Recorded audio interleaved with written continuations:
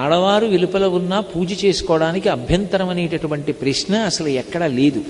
ఎందుకు లేదు అంటే పూజ అనేటటువంటిది ఎవరు చెయ్యాలి అంటే ఇంటి యజమాని చెయ్యాలి.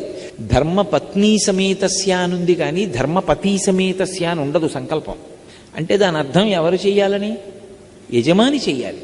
యజమాని చేసి నేను పూజ చేసిన కారణం చేత నా పత్ని బిడ్డలు అందరూ సుఖంగా ఉండాలని యజమాని కోరుకోవాలి. కాబట్టి ఇప్పుడు ఇల్లాలు వెలుపల ఉంటే ఇంట్లో పూజ చేయడానికి అభ్యంతరం ఎక్కడుంది? అభ్యంతరం ఏం లేదు. ఆవిడ వెలుపల ఉంటే ఆవిడ కాదు కదా పూజ చేసేది, మీరు చేసుకోవచ్చు. ఒకవేళ ఆవిడ వెలుపల ఉందండి, పిల్లలు చిన్నవాళ్ళు, వాళ్ళ బాగోగులు చూడాలి, వాళ్ళకి వేళకి పలహారం పెట్టాలి, ఏదో పాలు కాచి ఇవ్వాలి, అటు అది ఇది కూడా కష్టం అనుకుంటే లఘువు చేసుకోండి.